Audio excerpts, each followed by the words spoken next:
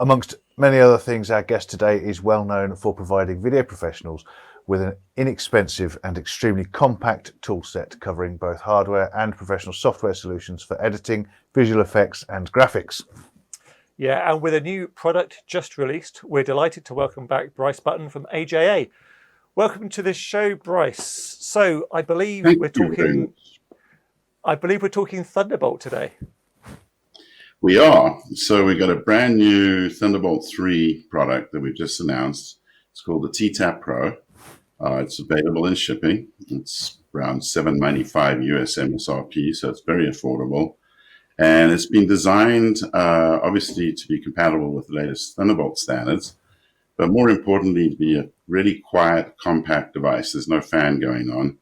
And it's designed as a monitor and output solution. So they give 12G SDI and HDMI 2, and they feed out at the same time. And this gives you great compatibility from SD all the way up to 4K. It's true cinema 4K, including Ultra HD. And it's capable of pretty heavy workflows. If you're doing video effects, color grading, it will actually support 12-bit RGB. The audio controls are pretty powerful as well, in the sense of having 16 channels embedded audio over the SDI or 8 over the HDMI. And we designed it so that on the front you actually have a audio rotary control knob, which can control either the headphones that you might be listening to. Also, that port can always feed to a mixer as well. And the ability through our latest desktop software that we announced at the same time to mix your audio if you choose. So for instance, you might be editing and you want to take a look at a particular audio track, piece of music, and sort of, audition it and play that alongside your timeline so you can mix the two audios. So this product is going to help a lot of people. So obviously for editors, having a quiet box at home is kind of nice if you're working remotely. The ability to work with color grading products. And in fact, we've also got a new SDK kit. And for those not familiar, that basically means partners of ours can integrate this into their workflows. So folks like Colorfront, Drastic, for instance, you're going to be able to do QC work at a very high standard. You could be taking something off a remote stream or from Transcoder, and you can connect this to either your professional SDI monitors or your higher end HDMI displays, which a lot of folks are working with, of course, as they work remotely. And I think on the HDR front, the combination of this product with our new desktop software is really powerful for HDR, because it's going to make your life really simple. We've basically put in auto HDR playback. And what that means is you'll be able to see the HDR automatically through what's called VPID. So that's a video payload that goes over the SDI signal to your SDI monitors. And the same thing with the control panel software that comes with it. You can set it to auto, and it'll automatically trigger the correct HDR settings. So we're trying to simplify, make people's lives a lot easier in a nice, really compact box. So how have you got the TTAP Pro? Is it being supported by third parties as well in a big way? Have you got any more information on third-party support? So yes, so obviously just came out. We've had it with a range of partners. At an announcement earlier this week, Colorfront, basically is announcing their support with four pieces of their software. Transcoder is going to be one of the most popular ones, but also Onset Dailies. And it's important to understand that we were thinking very much of the production community here as well as post, because they need to be on set. They don't want a box that's sitting there humming while someone's recording their dialogue, etc. So it's nice and quiet. And then with Drastic, it's two pieces of software that they announced with support already. So Flowcaster, which is taking a stream from the cloud, you're receiving it, playing it out, working from home, or maybe you're in a facility room by yourself, and then plugging that into a display, as well as their video QC tools, which is great, of course, for basically checking the quality of your video, regardless of where that's coming from.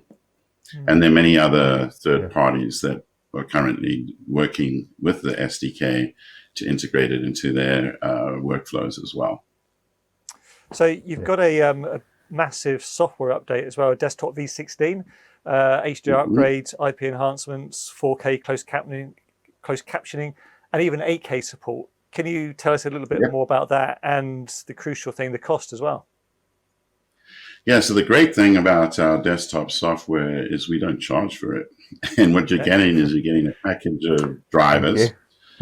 You get AJA Control Room, which is basically free software that can be utilized to capture, which is useful if you're working with Final Cut Pro, for instance. Capture, and then you've got the files available for Final Cut Pro.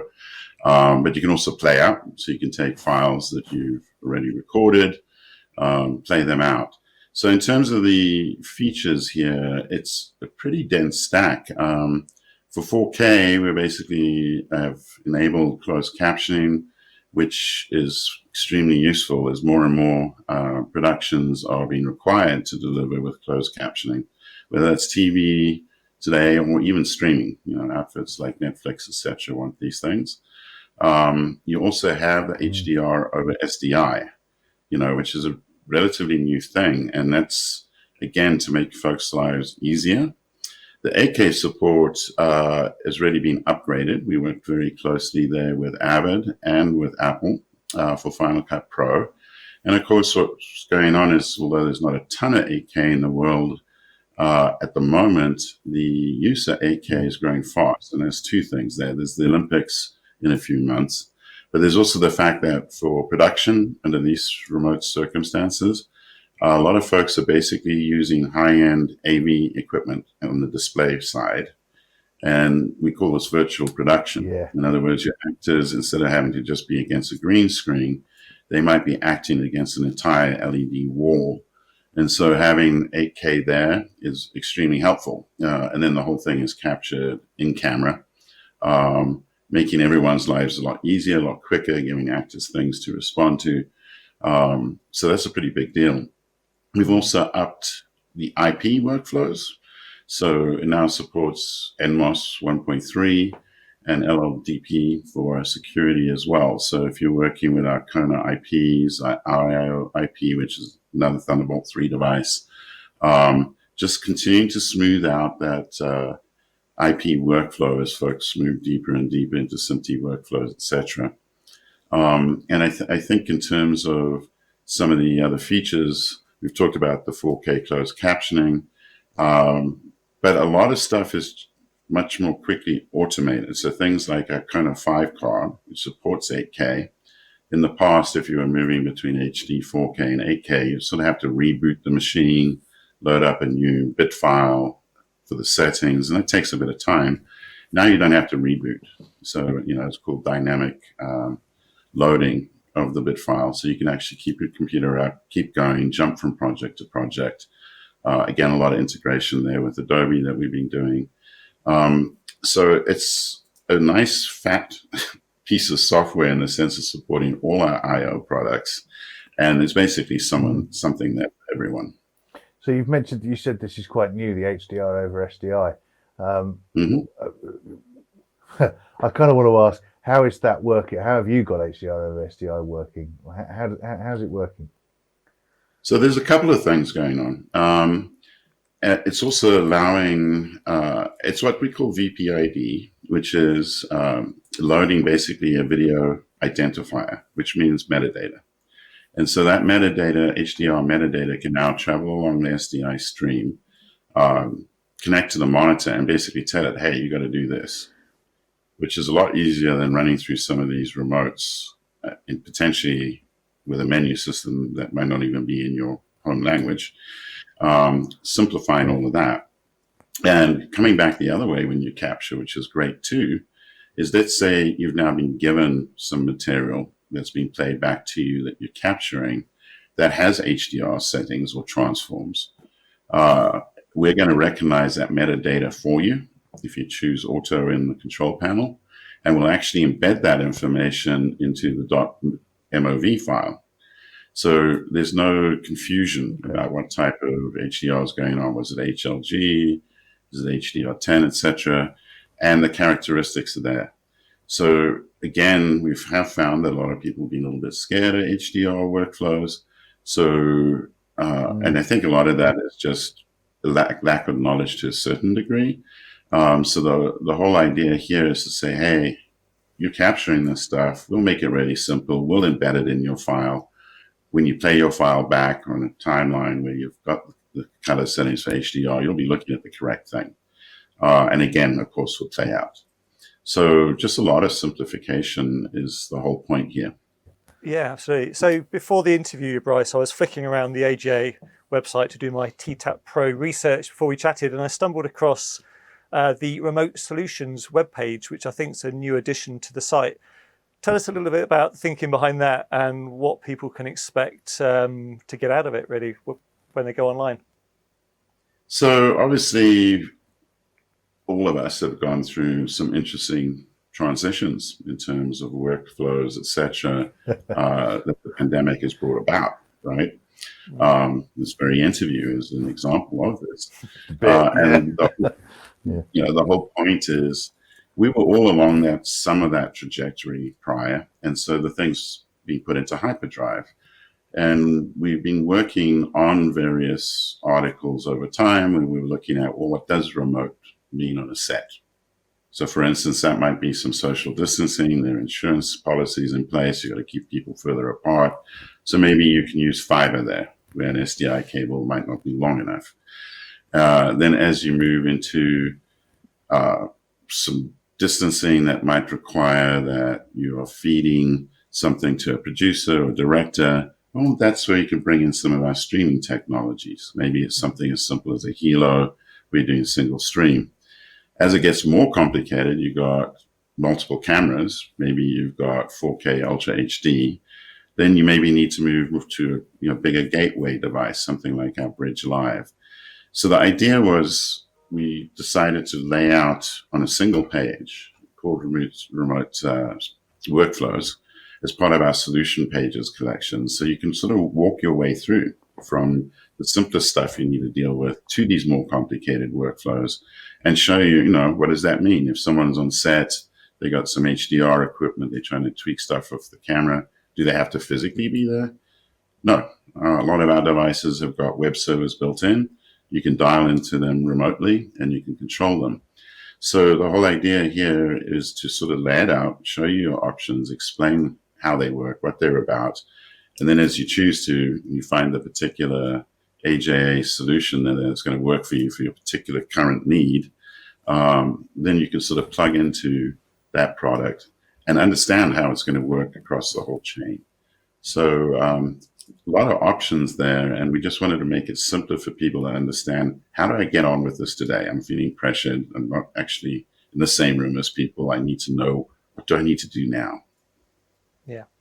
Yeah, that's good. There's a lot of content on there for sure. Yeah, it's been fun putting it together, and it's taken a lot of conversations, Yeah. That's why we didn't rush it out right away. We wanted to understand what people were struggling with, how does it work? What's the best route to take? Yeah, cool. Just stepping back very quickly to desktop, the version 16. I'm assuming, I'm guessing in my head that this is for all I/O devices, Kona devices, TTAP Pro, etc. It's just that one piece of software across all devices that are going to need. Precisely it. A number of years ago, we decided to, instead of put out software and firmware separately device by device, knowing that a lot of our users would actually perhaps jump devices. They might be working on a heavy desktop machine at the office, then going home, working with something simpler through Thunderbolt. So it's a unified package. And included in that package are basically plugins, so that if you step into Premiere, then you already have the plugins within the software. If you are, as a fair amount of editor friends of mine have to do, depending on certain projects, they move from software to software. Then maybe you get onto Media Composer, an episodic thing going on. So you just install them once. And then if the particular piece of hardware you have needs a firmware upgrade, in the AJA control panel will show you that. and you simply load it up, but it's all part of that original package, so that you can be current with your particular piece of hardware. But there's support there for vMix, for streaming. It really is a very robust package. And when we updated our SDKs that underlie all this, a few years ago, a lot of work was done over a number of years to make sure that all of this worked very smoothly. And I think we have one of the best software packages in the market when it comes to supporting all our I/O devices. So that's Kona I/O, of course, with Thunderbolt and then the T-Taps, etc. Yeah. Thank you, Bryce. Really good to speak with you again. It's always interesting news coming out of AJA, and of course, we're always looking forward to more things coming out soon, I'm sure. Thanks for watching. Oh yeah, we're not static. Thanks for watching, and of course, thanks still. for Media Proxy for their support of Kit Plus TV. You can check them out at mediaproxy.com. We'll see you next time.